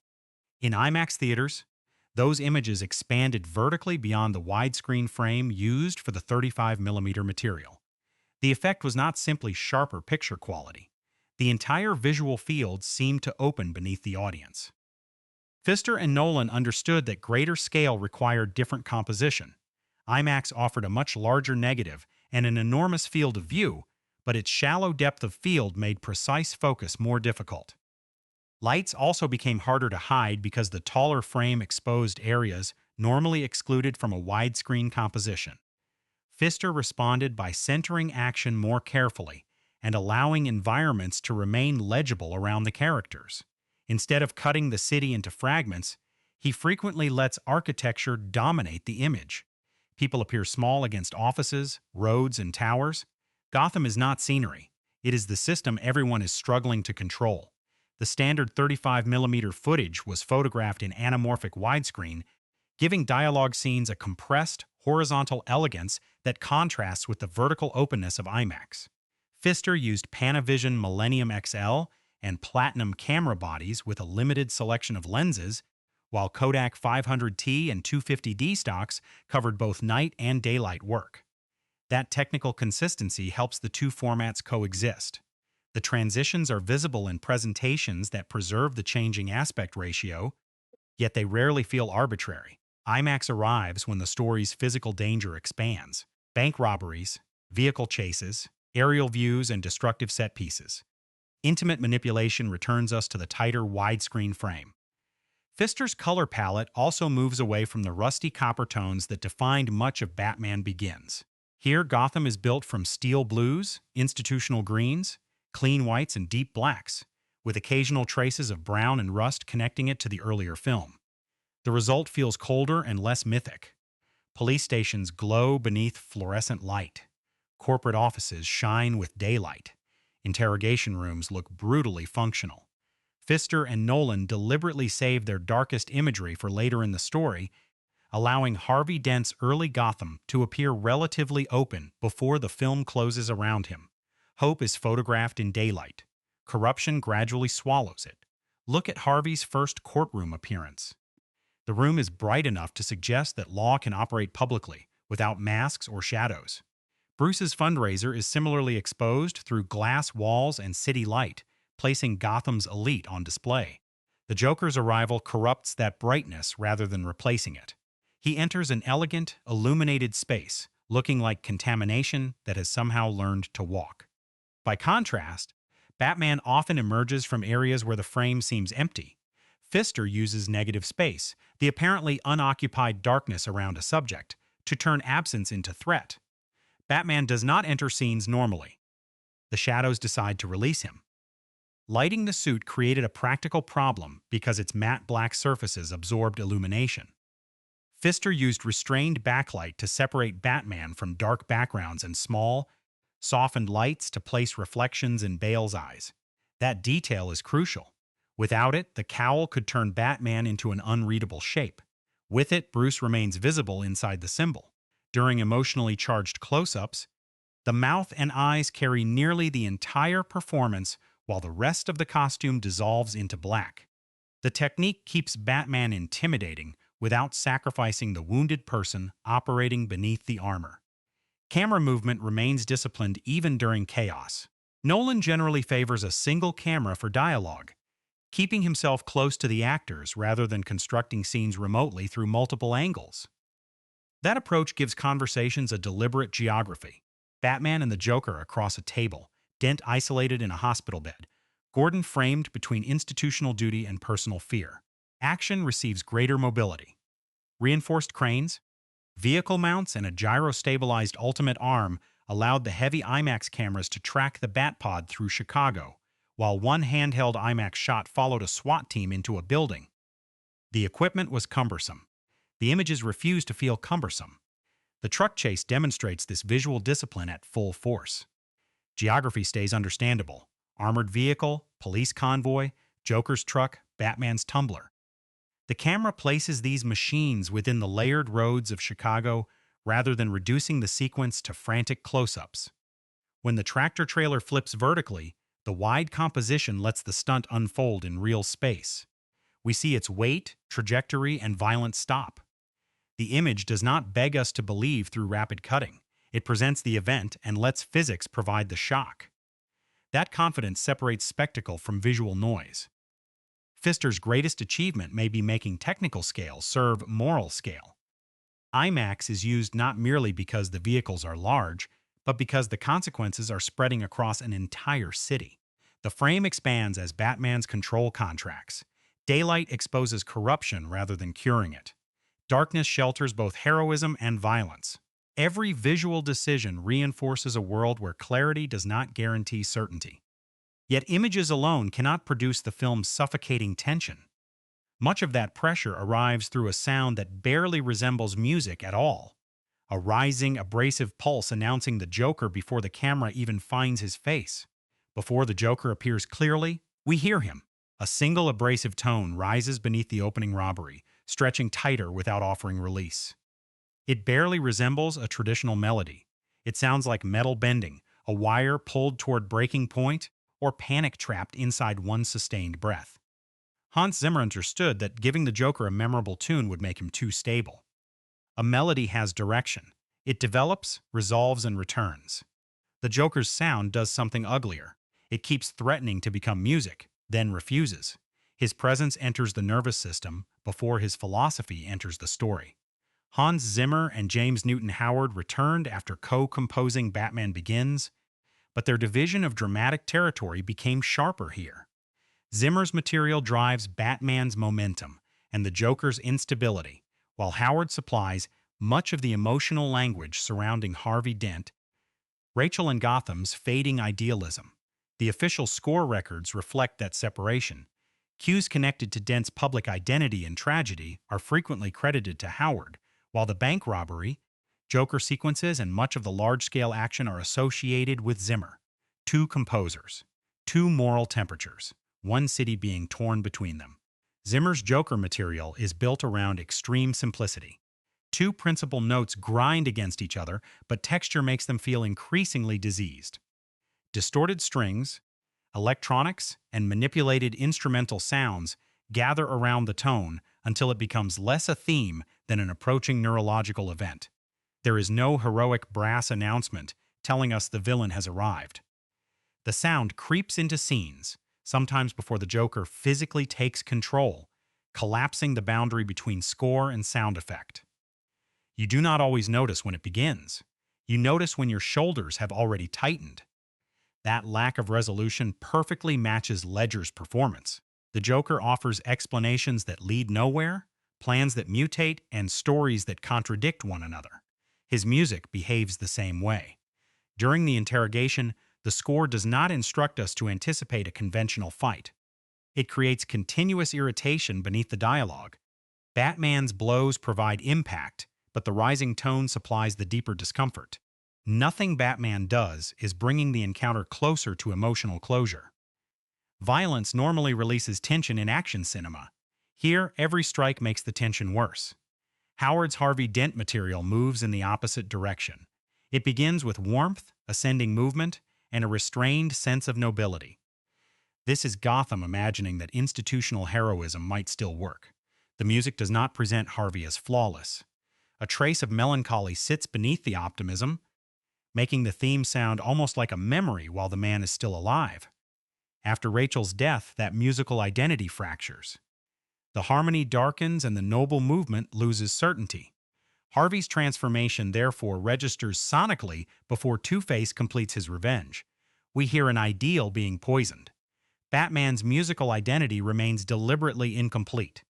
Zimmer and Howard had avoided giving him a fully triumphant superhero march in Batman Begins because Bruce had not yet earned that kind of certainty. The Dark Knight preserves the tension. Low brass, pounding percussion and repeating figures generate forward movement, but the music rarely celebrates Batman without qualification. His action motif can sound heroic in one scene and oppressive in another. That ambiguity matters. The same force protecting Gotham is also surveilling it, assaulting suspects and operating beyond democratic authority. A clean anthem would settle an argument the film wants to keep open. Silence carries equal power. When Rachel dies, the film briefly denies us the emotional comfort of an immediate musical release. The blast registers as shock before grief can be organized. Later, Alfred reads Rachel's letter while Bruce remains unaware of its truth, and Howard's restrained writing lets sadness enter without drowning the actors. Nolan's films are often associated with overwhelming volume, but the most painful passages here understand the opposite principle. Pull the sound away. Leave the character exposed. Make the audience lean into the emptiness. Supervising sound editor Richard King gives Gotham a mechanical aggression distinct from the score. Gunshots crack rather than pop. The Batpod screams with a constantly climbing pitch. The Tumbler growls like something larger than an ordinary vehicle. Its sound was assembled partly from powerful racing boat engines and reinforced with animalistic textures. These machines never feel weightless or polished. They sound dangerous to operate. That choice supports Nolan's practical aesthetic. Batman's technology may be extraordinary, but it still appears capable of crushing concrete, rupturing hearing, and killing the person behind the controls. The armored truck chase is the audio team's showcase. Engines occupy different sonic layers, allowing the police convoy, Joker's truck, Tumbler, and Batpod to remain identifiable inside the chaos. Gunfire ricochets beneath overpasses. Tires scrape. Metal groans. Then the tractor-trailer flips, and the impact receives the scale of a building collapsing. Yet the sequence never becomes an undifferentiated wall of noise. Effects? Score and dialogue trade control from moment to moment, guiding attention through an action scene with several moving threats. The mix was recognized with an Academy Award nomination, while King won the Oscar for sound editing. Even the Joker's smallest sounds carry personality. The wet movement of his mouth, the soft clap from the holding cell, the casual tap of a knife against a surface. Ledger created the behavior, but the sound team ensures those details survive against explosions and music. Intimacy becomes threatening. You hear him thinking before you understand the thought. That is the film's sonic achievement. Zimmer and Howard give the characters competing moral identities, while King and the mixing team make Gotham sound as though it is tearing itself apart at street level. Music creates dread. Effects create weight. Silence creates consequence. Together, they turn the movie into an experience that continues pressing against the body even when the image becomes still. Achieving that density, however, demanded an enormous production effort, months of location work, dangerous practical stunts and technical experiments that repeatedly pushed the filmmakers beyond established blockbuster methods. The Dark Knight did not merely photograph danger. Its crew had to manufacture danger, control it, and place cameras close enough for the audience to feel the impact. Christopher Nolan's preference for physical filmmaking was never based on avoiding computers for the sake of nostalgia. His aim was psychological. When actors can stand beside a working vehicle, run through a real location, or react to an actual explosion, the environment pushes back against them. Weight becomes visible. Fear acquires texture. The digital effects department could then remove rigs, extend buildings, and complete impossible details without replacing the physical event at the center of the image. Production began several weeks before the official start of principal photography with the bank robbery prologue in Chicago. The sequence became a test laboratory for Nolan, Wally Pfister and the camera crew because they were using IMAX equipment in ways rarely attempted on a dramatic feature. Pfister described that week as their education in the format. The cameras were enormous, noisy, and difficult to position, while their film magazines held only a few minutes of footage. Yet the results convinced Nolan to expand IMAX beyond the prologue and use it throughout the film's major action sequences. One experiment quietly changed the scale of the entire production. Those cameras forced nearly every department to adapt. Standard mounts had to be reinforced.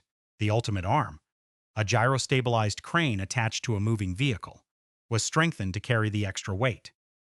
Camera operator Bob Gorelick handled an IMAX camera on Steadicam, while Pfister eventually performed a handheld shot running backward in front of a SWAT team.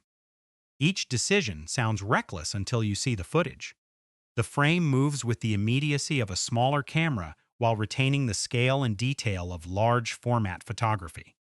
Nolan did not accept the idea that IMAX had to remain static simply because the machinery was difficult. He treated difficulty as an engineering problem. Chicago became less a filming location than a production partner.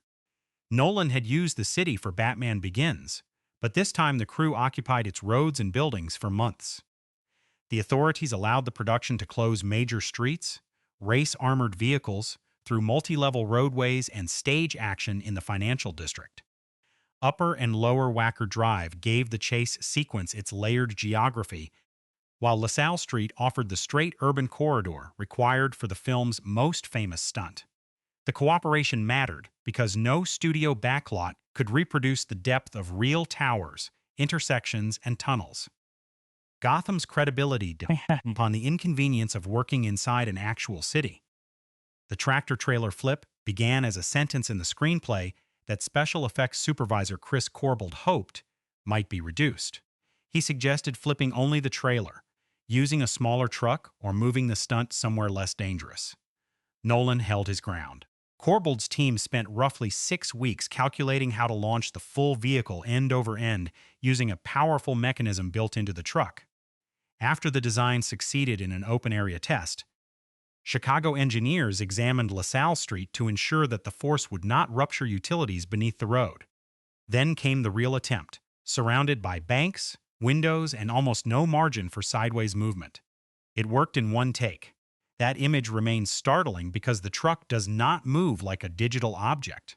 It rises with visible mass, seems to stand vertically for a fraction of a second, then crashes onto its back with a violence the camera calmly records. Nolan resists frantic cutting because the stunt itself provides the astonishment. The practical effect does more than make the sequence believable. It changes the audience's relationship with the next shot. Once the film proves that it is willing to flip a real truck in downtown Chicago, every vehicle suddenly feels more dangerous. The production has earned trust, and that trust allows later effects to carry greater force. The hospital destruction required a different kind of precision.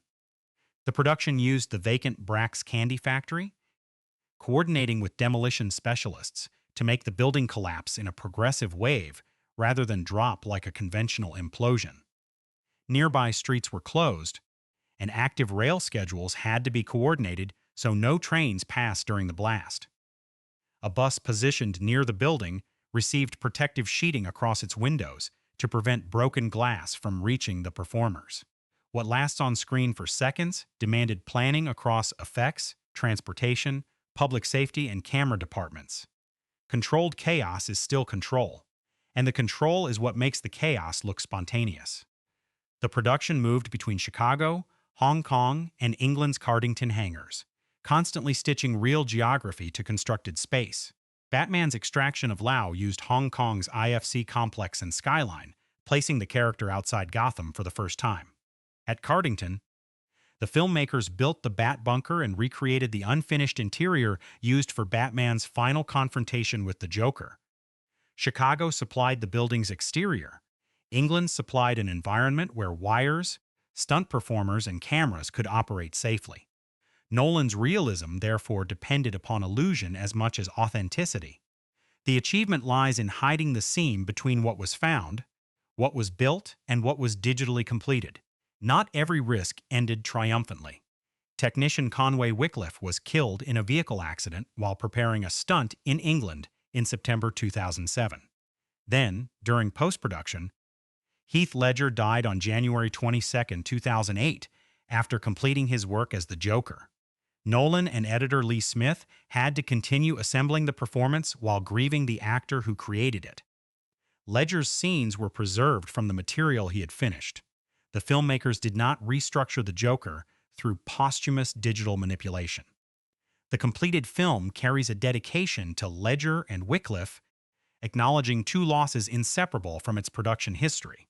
That knowledge inevitably changes how the behind-the-scenes story feels, but it should not turn the film into mythology built from tragedy. The work remains the work. Thousands of technical decisions, rehearsals, calculations, and performances shaped into a coherent experience by Nolan and editor Lee Smith.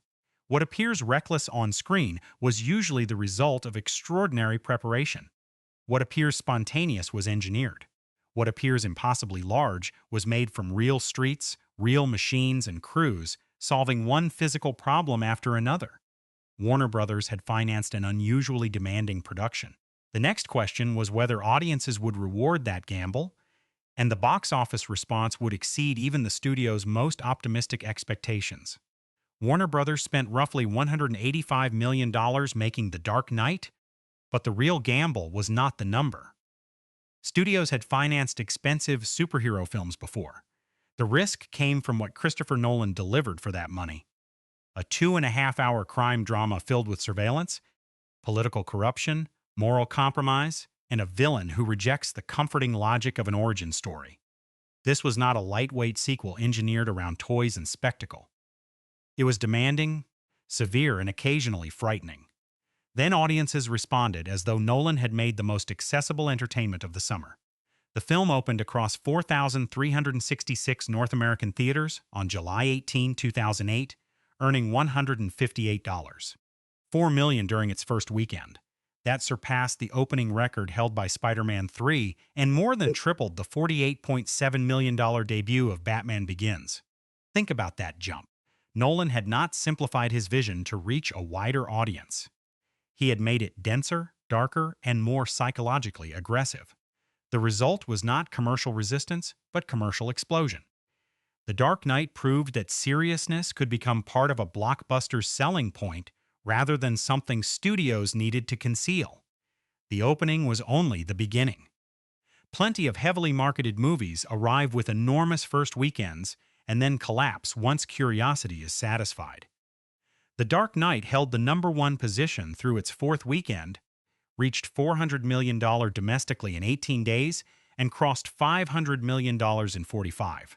Its theatrical run behaved less like a disposable franchise launch than a cultural event sustained by repeat viewing. Audiences returned to study Ledger's performance, experience the IMAX sequences again, and debate an ending that refused uncomplicated victory. The film was not merely being consumed. It was being revisited while still in theaters. Its original domestic run climbed to approximately $533.3 million, making it the highest-grossing film of 2008 in North America, and at the time, second only to Titanic among unadjusted domestic totals. Internationally, it added roughly $470 million, despite not receiving a theatrical release in mainland China. By January 2009, the worldwide total stood near $997 million. Warner Brothers returned the film to theaters during awards season, and the reissue pushed it beyond $1 billion, the first superhero movie to cross that threshold. A genre once treated as adolescent entertainment had entered the financial territory of Hollywood's rarest global phenomena. Those figures become even more remarkable beside Batman Begins. Nolan's first Batman film had earned about $205.3 million domestically. Respectable, certainly, but not an obvious indication that its sequel would add more than $300 million to that total. The Dark Knight did not grow through ordinary franchise momentum. It broke beyond the existing Batman audience. The crime thriller structure attracted viewers who might not normally prioritize comic book films, while the Joker supplied an instantly marketable image: smeared makeup, scars, and one question: why so serious? The campaign sold mystery rather than explanation, perfectly matching the character. Heath Ledger's death inevitably intensified public attention, but treating the film's success as a product of tragedy misses what happened after opening night. Tragedy can create curiosity. It cannot create weeks of repeat business by itself. Audiences stayed because the performance justified the anticipation and because the surrounding film gave that performance weight. Ledger was not isolated inside a weak production. He was part of a movie whose action, moral conflict, and technical scale rewarded the theatrical experience. The box office reflects both emotional circumstance and artistic delivery. Remove either side of that equation, and the phenomenon becomes smaller. IMAX played a crucial role in that theatrical identity. The film earned approximately $6.3 million from just 94 domestic IMAX locations during opening weekend, with an average exceeding $67,000 per screen. Its second IMAX weekend added another $4.6 million, an extraordinary result from such a limited number of venues. Nolan had used large-format photography as a creative tool, but its financial performance gave studios another lesson. Premium screens could make audiences treat a release as an event worth paying extra to experience. The Dark Knight helped move IMAX from specialized attraction towards central blockbuster strategy. The revenue continued after theaters. Warner Brothers reported more than 10 million DVD and Blu-ray units sold worldwide during the title's first week, including roughly 1.7 million Blu-ray copies. That format was still developing as a mass-market replacement for DVD, and The Dark Knight became one of the titles capable of demonstrating its appeal. The film's shifting aspect ratios, large format imagery, and elaborate sound mix gave consumers a reason to use home media as more than simple ownership. They wanted to recreate the event. Financially, The Dark Knight did more than produce a successful sequel. It expanded the perceived ceiling of the entire genre.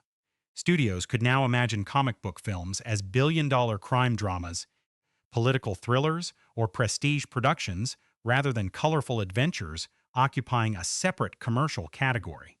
That lesson would inspire ambition, imitation, and plenty of superficial darkness in the years ahead. But money explains only the scale of the response, not its meaning. To understand why the film became more than a hit, we have to examine how critics, awards organizations, and audiences argued over what Nolan had actually created. The strangest thing about The Dark Knight's reception is how quickly the debate moved beyond whether it was a good Batman movie. Critics were asking whether it belonged beside the year's most important crime dramas, whether Heath Ledger had created a definitive screen villain, and whether a comic book adaptation could carry genuine political weight. The film arrived with enormous expectations and somehow made those expectations feel too small. Reviews praised its scale, severity, and moral complexity, while audiences embraced it with an intensity usually reserved for cultural landmarks. A franchise sequel had entered the room demanding to be judged as cinema. The critical numbers reflected that enthusiasm. As of July 2026, The Dark Knight holds a 94% critics score on Rotten Tomatoes, whose consensus describes it as both an unforgettable comic book film and a gripping crime saga. Metacritic records a score of 85 from 41 reviews, placing it in the site's universal acclaim category. Those figures matter because the praise did not come only from genre publications or Batman devotees. Mainstream critics treated Nolan's film as a major dramatic achievement, not a disposable entertainment elevated by unusually strong marketing. Roger Ebert awarded the film 4 stars and argued that it pushed the comic book movie into deeper emotional and psychological territory. His review focused on Batman's moral ambiguity and the Joker's ability to construct dilemmas rather than simply commit crimes. That distinction became central to the positive response. Critics were not only impressed by the truck flip or Ledger's makeup. They recognized a film using blockbuster mechanics to ask how civilized people behave when fear makes principle inconvenient.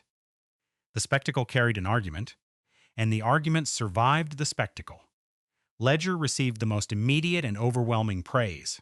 The performance had been burdened by skepticism before production and surrounded by grief after his death, yet critics largely separated the tragedy from the achievement on screen. His Joker was celebrated for its physical strangeness, vocal unpredictability, and refusal to provide the audience with a stable psychological explanation. The acclaim eventually became institutional as well as popular. At the 81st Academy Awards, Ledger won Best Supporting Actor posthumously, with his family accepting the award on his behalf. The moment felt less like sentimental recognition than confirmation of what audiences had already witnessed. The film was not greeted without resistance. Some critics found it exhausting, overloaded, and far too serious for its own good. The density that supporters admired could also feel like congestion. Too many reversals, moral tests, and philosophical ideas competing for oxygen.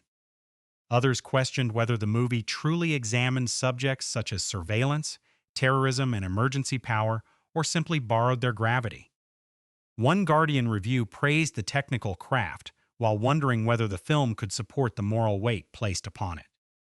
Later criticism argued that its surveillance subplot passed too quickly to explore its implications fully. Those objections remain fair.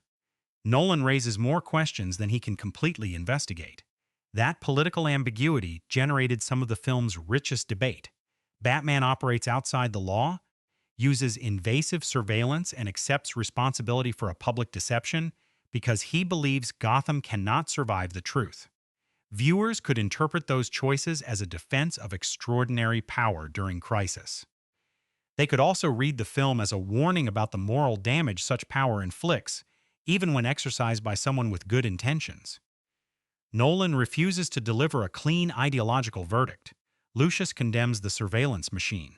Gordon understands the cost of the final lie. Batman wins, but the victory leaves everyone ethically compromised.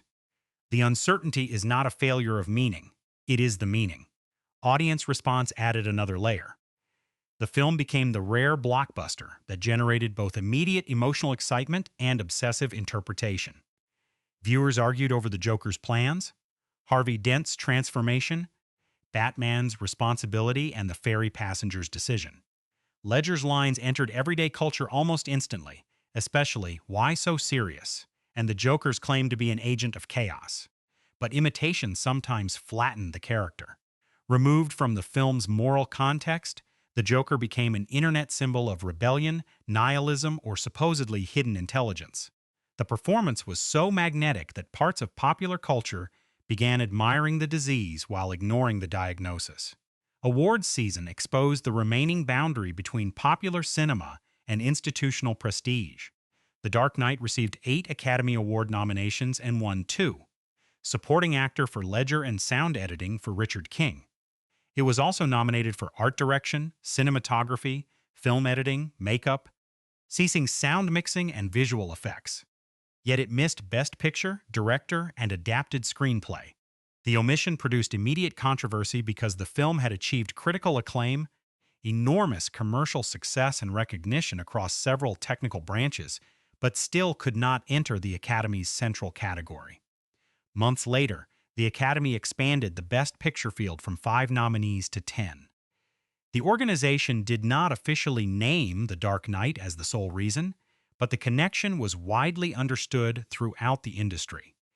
Contemporary coverage openly framed the change around the film's absence, and later analysis described Nolan's blockbuster as a catalyst for creating space for popular, critically respected movies.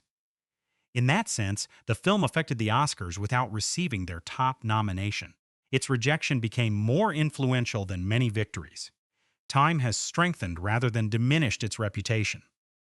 The American Film Institute named it among its movies of 2008, and later critical surveys continued placing it among the century's major films. Yet its real cultural achievement cannot be reduced to rankings. The Dark Knight made audiences expect more from superhero cinema, for better and for worse. It proved the genre could hold tragedy, political anxiety, and moral contradiction. It also encouraged years of imitators to mistake darkness for depth.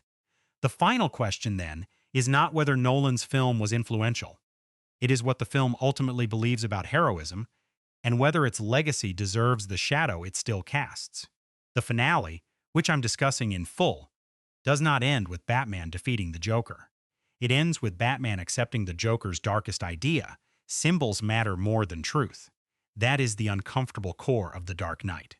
Bruce spends the film defending rules, institutions, and the belief that Gotham's people can remain decent under pressure. Yet his final act is to construct a lie powerful enough to preserve their hope. The Joker loses the immediate battle, but he permanently changes the terms of victory. Batman saves the city by becoming the kind of manipulator he believed himself morally superior to. Heroism, in Nolan's vision, is not a reward. It is damage voluntarily absorbed. Bruce begins with a relatively clean fantasy. Harvey Dent will restore legitimate justice, Rachel will choose him, and Batman can disappear once Gotham no longer needs a masked protector. Each part of that fantasy collapses. Rachel dies. Harvey becomes a murderer. The Joker survives his confrontation spiritually undefeated. Bruce's final choice therefore carries no promise of happiness, recognition, or even historical fairness. He takes responsibility for crimes he did not commit because Gotham needs Dent's public image more than it needs Batman's innocence. Victory becomes self-erasure. The Joker understands symbols just as well as Bruce does, but he uses them in reverse. Batman creates a symbol intended to frighten criminals into respecting order. The Joker creates a symbol that makes ordinary people doubt whether order exists. His objective is not simply to kill Batman. Killing him would turn him into a martyr and end the experiment. The Joker wants Batman alive, compromised and forced to recognize their connection. Both men operate beyond conventional law. Both use theatrical identities. Both reshape public behavior through fear. Their difference lies in what they believe fear should produce. Responsibility for Batman, liberation from responsibility for the Joker. Harvey Dent proves how narrow that difference can become. He begins as Gotham's lawful alternative to vigilantism, but his commitment to justice contains an unexamined hunger for control. The two-headed coin initially lets him stage risk while secretly determining the outcome. After Rachel's death and his disfigurement, chance becomes genuine because genuine chance excuses him from moral responsibility. He no longer chooses who deserves punishment. The coin supposedly chooses for him. That is self-deception dressed as fairness. Harvey has not become impartial. He has invented a ritual that allows rage to feel like justice. The fairy sequence challenges the Joker's certainty more directly. Two groups, ordinary civilians and convicted prisoners, are each given the ability to destroy the other. The Joker expects fear to strip away morality. It does not. The civilians debate murder but cannot perform it. A prisoner takes the detonator from a guard, then throws it away. Nolan stages the sequence with blunt symbolism, yet its emotional force comes from hesitation. Gotham is not saved because everyone is naturally noble. It is saved because frightened, flawed people refuse to become killers when the opportunity is placed in their hands. The Joker is wrong about humanity, just not completely. Batman's surveillance system complicates that optimism. Bruce converts every mobile phone in Gotham into a sonar device, granting himself near total visual access to the city. The machine helps him locate the Joker, but Lucius Fox immediately recognizes the authoritarian danger. The film permits its hero to use the system while refusing to call the decision harmless. Bruce builds in its destruction and entrusts Lucius with the final boundary, suggesting that extraordinary power becomes tolerable only when temporary, accountable, and designed to eliminate itself. That answer may feel too convenient, but the discomfort remains. Saving democracy through undemocratic power leaves a stain even when the machine self-destructs. And then comes the lie. Gordon destroys Batman's reputation, Dent's crimes are concealed, and Gotham is given a false martyr. The choice preserves stability, but it also postpones consequence. The foundation later exposed in The Dark Knight Rises. Nolan does not present truth as automatically healing. Sometimes truth arrives like another explosive device. Yet the film also refuses to pretend lies remain controlled forever. Bruce and Gordon choose the least catastrophic option available, not a morally pure one. That distinction defines Nolan's mature idea of heroism. Doing what is necessary while remaining conscious of the damage, rather than declaring necessity indistinguishable from goodness. The film does stumble.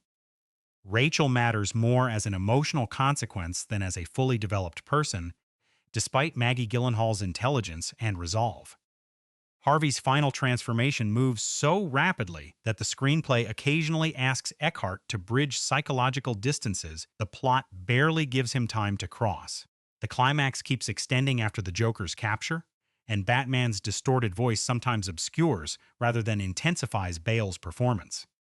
Nolan also raises political questions: surveillance, emergency power, public deception, that he dramatizes more effectively than he answers. But those weaknesses emerge from excess ambition. The film reaches for too much because it refuses to be small. Its influence has been both productive and damaging. The Dark Knight proved that superhero material could sustain crime film seriousness, moral ambiguity, and large-format visual ambition. The BFI still describes Nolan's early Batman films as high watermarks that brought unusual gravity and realism to the genre. The imitation that followed often copied the surface: desaturated color, tortured heroes, humorless dialogue, without understanding the structure beneath it. Darkness is not depth. Nolan's film works because every dark choice carries consequence, every spectacle serves character, and the Joker's philosophy is challenged rather than merely celebrated. The institutional legacy is equally secure. AFI named it one of 2008's outstanding films and praised its redefinition of heroism. Heath Ledger and sound editor Richard King won Academy Awards, while the film received 6 additional nominations.